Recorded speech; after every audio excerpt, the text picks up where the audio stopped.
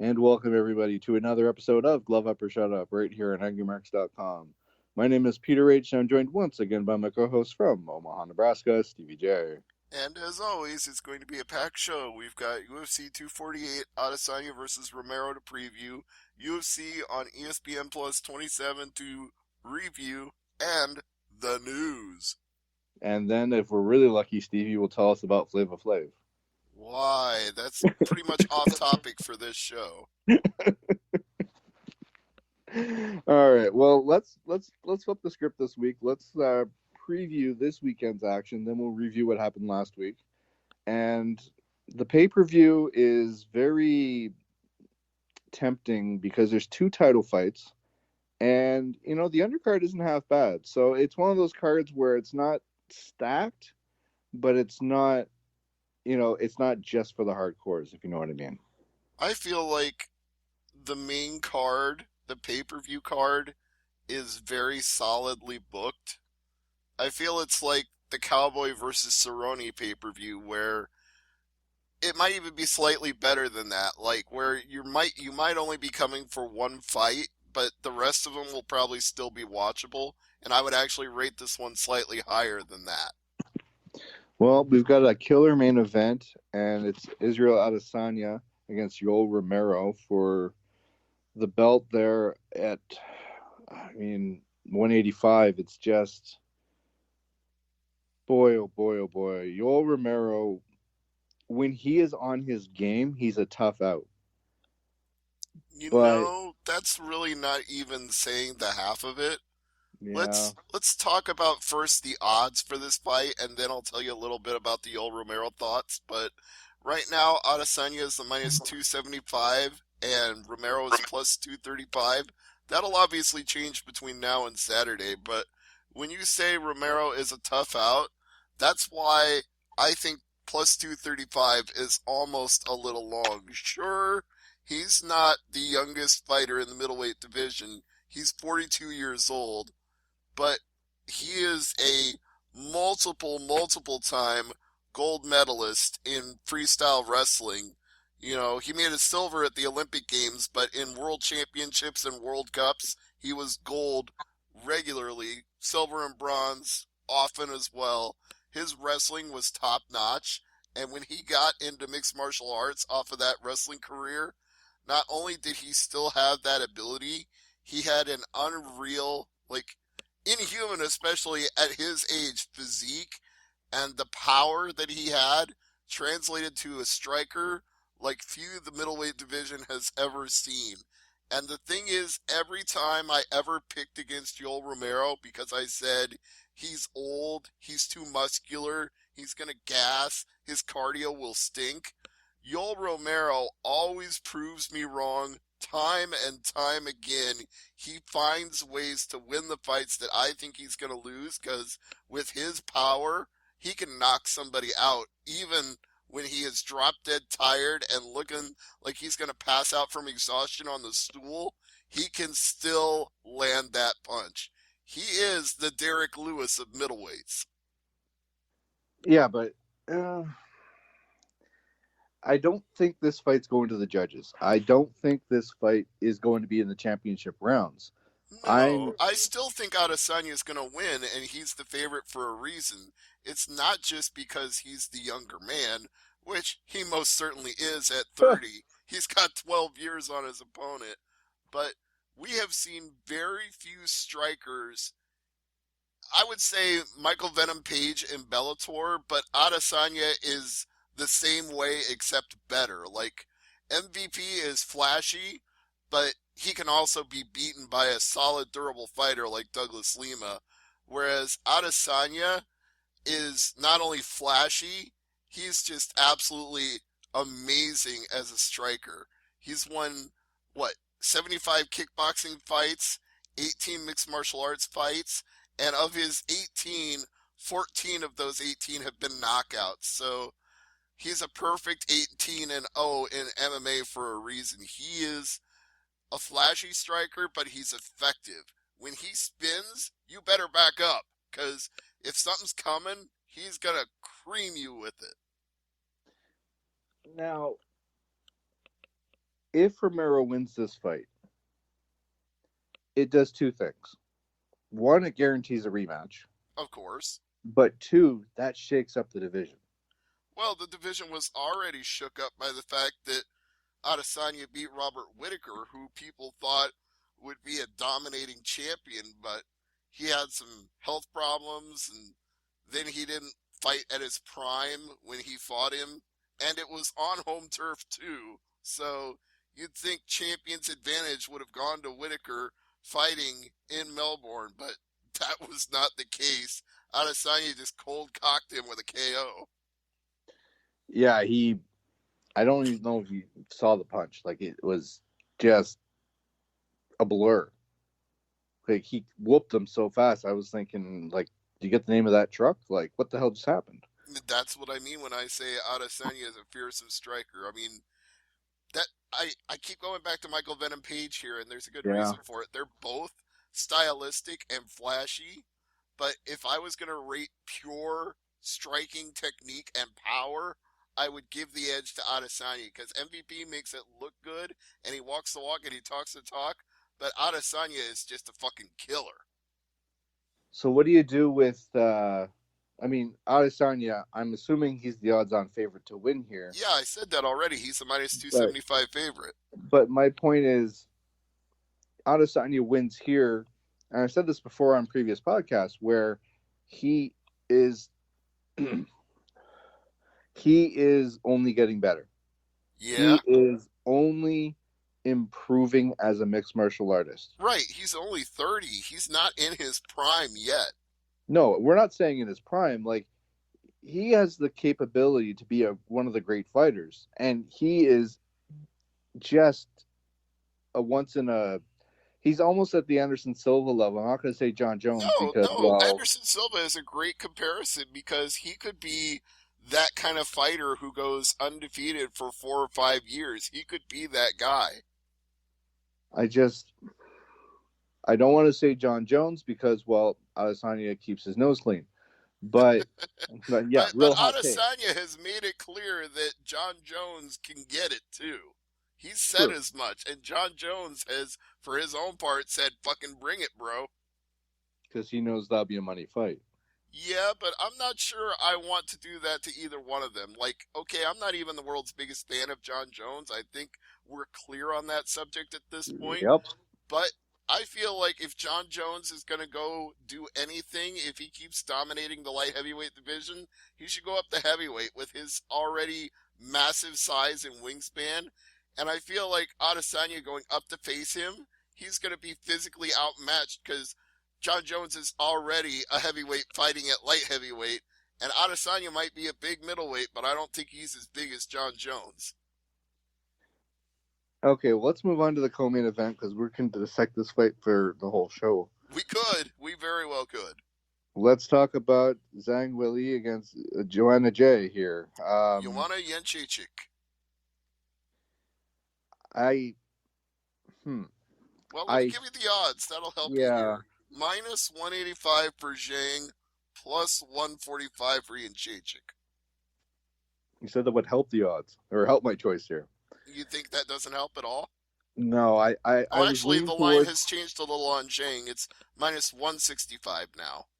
I'm leaning towards the champ on this, but oof, Joanna Jay is this is a good fight. This is a good fight, and this one I don't another fight where I don't want this to go to the judges. Hmm. I think we're gonna have an exciting fight here. This one I'm leaning more towards the fourth and fifth round though. If you look at the fight that Joanna had with Karate Hottie Michelle Watterson, you have a reason to think she could win this fight. But we've also seen her get beaten twice by Rose Namajunas and lose a decision to Valentina Shevchenko for the flyweight title. So it's not that Joanna isn't a beast. I mean, she didn't get to be 14-0 by being a pushover, No, but since that time, there have been holes in her game that people have exposed. Whereas with Zhang Weili or Weili Zhang, whichever way you choose to say it around, I don't think we know whether there are any holes in her game or not, because she's only lost one fight, and that was in 2013, long before anybody had heard of her. She had run up wins for almost a decade before coming to UFC, and then she destroyed Jessica Andrade in 42 seconds. So it's it's one of those cases where I'm really hard pressed to pick against Zhang because what you said about Adesanya, I think it also applies to her. She's not in her prime yet. I think she's only getting better. It's true. That is definitely true. And, it's going to be a good crowd there as well. It's not like Texas and some other places, Yeah, this is the but T-Mobile Arena in Las Vegas. This is the hardcore home base for UFC fandom. so they're gonna have a decent sized crowd, and it's going to be a very, Well, I'm the not going to say crowd in raucous, but Vegas, they show up for the main card. So the crowd will be sparse up until the first fight of the main card, and then it'll be packed. yeah, that pisses me off when I see that. I'll admit that Dude, because you're preaching to the choir here. How many times have I been to Vegas for fights and I'm there from the opening prelim and it's empty? And I'm like, I paid a lot of money for this ticket. I'm watching every damn fight. I don't understand people who don't want to get their money's worth. I like obviously we've been there in a different capacity, but Right, as a sports reporter, you kind of have to be there for everything. and you see some really good fights when half the building's empty too. I know. I mean, dude, it's the same way at Bellator. I always tell people this too. I'm like, you know what? I know that the prelims aren't necessarily gonna wow you with big name attractions, but those fighters on the prelims are hungry and they are trying hard to get the win. So you're gonna see some fast, exciting, action-packed fights. I mean, they're not all gonna be classics, but you're gonna see some good shit. Now, the thing I try to sell it like this: look, you get there early, you got a good parking spot. That too. So I mean, And there then is if you that. want to go to get concessions, you don't have to stand in line for hours. Yeah, or souvenirs. Yeah, whatever. I mean, there are lots of advantages to coming early, but to me, the number one advantage is if you're getting a ticket, whether you bought it or whether you're being comped, get your value from it. Get there and see everything. Well, let's move on to Benil Darush and Jakar Klos. Yes, indeed. And the line on this one is actually pretty close. Plus 145, minus 165.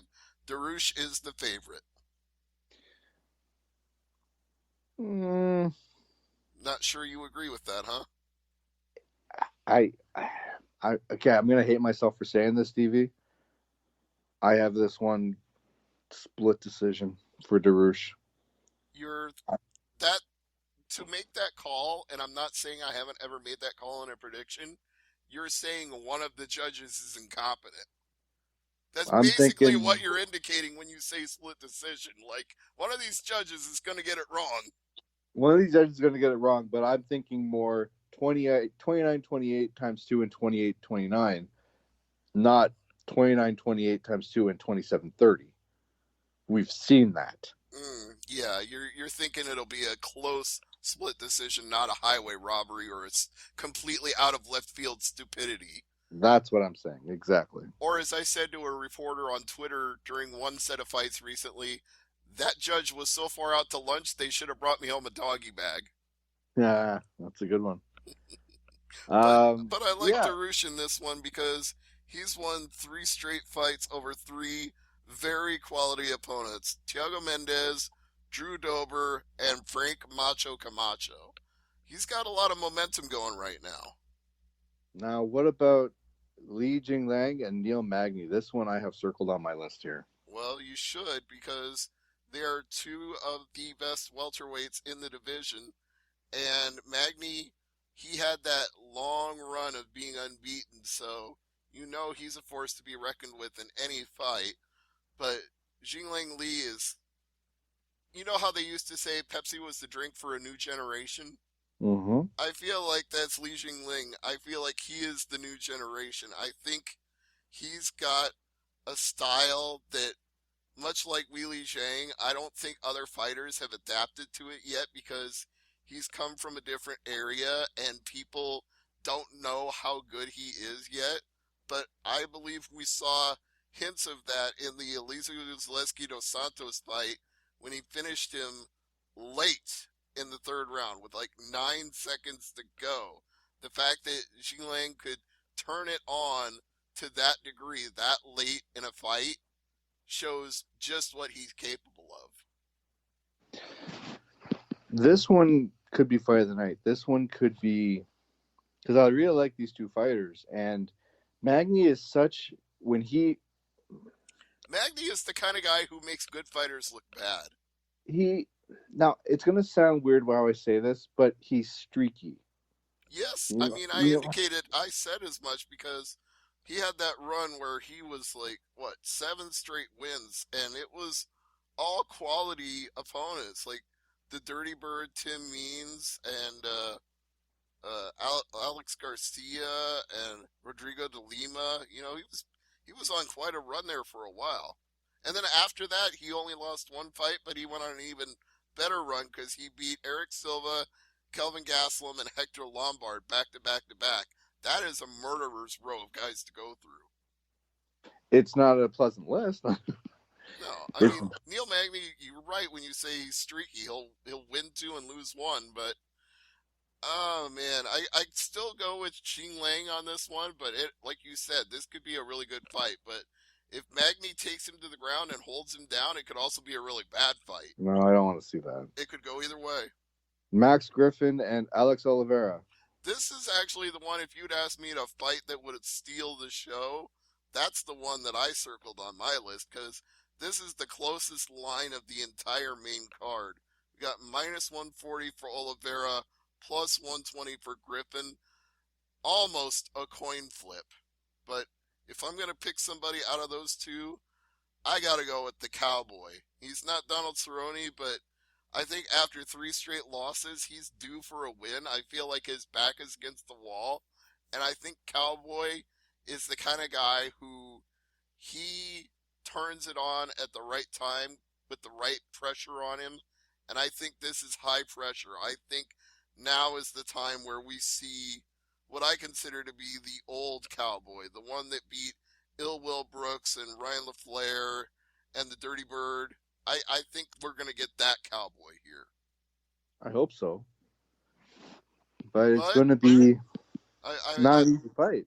no, I'm not ruling out Max Griffin in any way because, I mean, you talk about your streaky fighters. Max Griffin Yeah. is exactly that. He'll win one, lose two, win two, lose one. That's his entire fight record. But when he wins in very tough fights. So I wouldn't count him out from giving exactly that to the Cowboy. I just think, like I said, the pressure is on Cowboy. And as a fighter told me in an interview this week, pressure does two things. It busts pipes and it makes diamonds. I think it'll make a diamond out of Cowboy here. What's the old saying? Tougher than a $2 steak. Yeah. I could totally agree with you on that one. Mm-hmm. Now, as far as the undercard is concerned, oh boy, Sean O'Malley. Mm-hmm. Ooh, he's in tough against Jose Quinos. Yes, indeed. I'm trying to find the line on that one right now. Let's see. Oh, O'Malley is heavily favored here. Minus 380 to plus 315. So, Quinones is not getting a lot of respect. I think that might change before the weigh-ins. Could be. It could be a preliminary line, so to speak. I think part of it is that we've seen Quinones go to so many decisions. Like, out Yeah. of his last, what, 6 wins, 5 decisions, one rear naked choke, I think. So, What about Austin Hubbard and Mark Madsen? the line on that. Okay. Minus 210 for Madsen, plus 175 for Hubbard. I think that works because Madsen is a decorated wrestler. We were talking earlier about how Romero was this great wrestler from Cuba before he left, and this guy, Madsen, was a great wrestler for Denmark, not in freestyle, but in Greco-Roman wrestling. And yeah, he doesn't have gold medals like Romero does. He has silver and bronze, but there's no shame in having a silver medal at the Olympics. That still means No. you're the second best fucking guy in the entire world. So I think Madsen is the correct pick on this one, especially since he's an undefeated 9 and 0 and he's starting to really develop his hands. His last win against Danilo Berardo was a TKO, so watch out for this guy when he becomes as good a striker as a wrestler. The sky may be the limit. The other fight I have on the prelims is that I'm looking forward to is Polyana Viana against Emily Whitmire. Okay, I think that's a good pick because I know UFC just released a profile video on Emily Whitmer's journey to being a fighter, so they've obviously circled her name as well. And this one is 100% a coin flip because Yeah. it's minus 115 for Viana, minus 105 for Whitmire. So they may be trying to put a little bit of hype on her, but she's still got to go out there and prove it. And after her last loss to Amanda Ribas by rear naked choke, she needs this win. What's the old thing? You put respect on my name. Yeah, I think they both have to put respect on each other's names, and Polyana Viana is not going to take anything less than that. Even though she's lost three straight, Whitmire does not get, as you would say, Peter, an easy out here. No, absolutely not.